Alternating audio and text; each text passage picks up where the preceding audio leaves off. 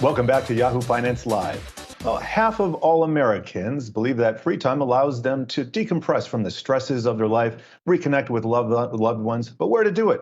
How about a tiny cabin in the woods? That sounds like a nice getaway, doesn't it? Well, guess what? We got Jon Staff, the Getaway CEO. Thank you for joining us here. And this is an interesting concept. Tiny cabins outside of, the woods, and they're furnished and with amenities. Don't have to do too much, and kind of like Airbnb. Do I have this right, or just tell us a little bit about your business? You've got it. It's cabins 2 hours outside of cities where you go and really try to do nothing, because the mission of the company is about providing people free time. So yes, it's a cabin, but it's a cabin without Wi-Fi, without television.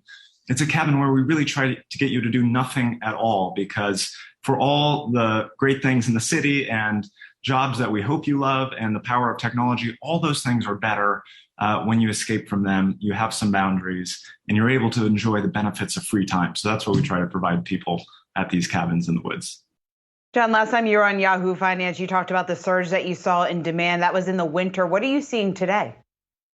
It's still like crazy. So we feel very fortunate. We're in the hospitality industry, which has been hit very hard by the pandemic, of course. But for us, historically, our occupancy was about 90%. It went to 99.5% during the pandemic. It's still hovering up there in the upper 90s. We've just set another record for revenue. So we're feeling very grateful. We're feeling very fortunate that we've been able to have that demand during the pandemic. And of course, have been, therefore, working very hard to take care of all of our guests. And that's led us to want to do something to give back to our team who's been working so hard this year. Ooh, I'm looking at the B-roll here, and it looks pretty comfortable and nice. Thank you for that. I want to ask you about some of the business side numbers. How fast are you growing in terms of units, and also the supply crunch that we've had in so many different industries? Is that affecting you as well?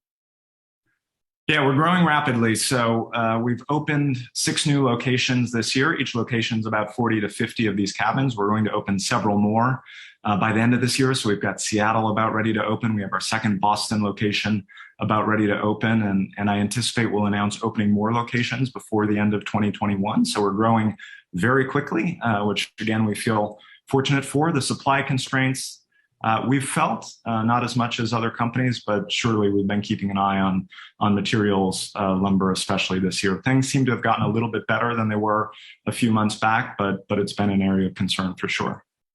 Jon, you mentioned no Wi-Fi, and that made my ears perk up just a little bit, because when we talked to the CEO of Airbnb not too long ago, he was talking about the fact that he's seen this surge in demand because so many people want these flexible work schedules, so people are renting homes and then working from there. Would you consider Wi-Fi, or is that something that you're adamantly opposed to?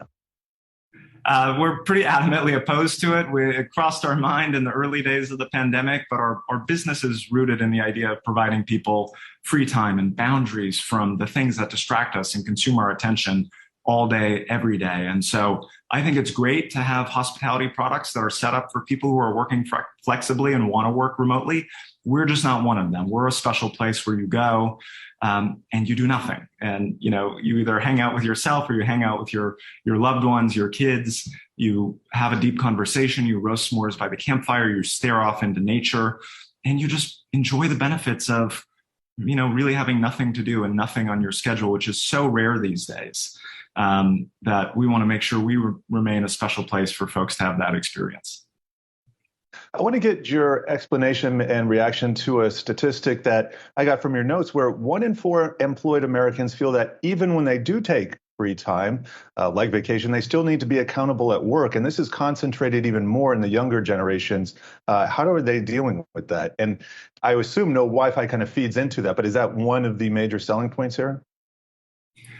Certainly it is for our guests. I mean, it's hard. All of us. I've been doing this for 6 years. I still struggle when I come home at night with, picking up my phone without even thinking about it and opening Instagram or opening Twitter or opening my email. And so like you were talking about in the last segment, flexibility is great. And I really believe in providing flexibility to everybody. But flexibility can't mean that we work 24 hours a day, or that we feel we need to be checking in 24 hours a day, or that when we, shut down in the evening or for the weekend or go on vacation, that really what that means is, sure, we might not be at our computer the whole time, but we better open our phone every 15 or 20 minutes to see if anybody needs me. That's a problem. It's a problem because it distracts us. It actually allows us to never fully relax. It consumes our dopamine. And really what happens is it leaves us less productive, less creative, less of a good colleague, and missing out, most importantly, on the experience of being a human, which is not all about working all the time. So absolutely, it's a problem. As you point out, it's a problem for the younger generation more than ever, this idea that I can't ever fully disconnect. And we know the stories. We all know somebody, or we've had a boss who said, sure, you can take that vacation, but you better be on this conference call. We need to put a stop to that and give people real free time off in the form of nights, weekends, vacations. And it's why we're doing this Labor Week campaign at Getaway, where we're shutting down the whole company next week, closing all of our locations. We're giving everybody a paid week off because it's been a long and difficult year. And that's a small gesture towards making sure our own team is able to truly disconnect from work and experience a little bit of free time after working so hard for the last year and a half.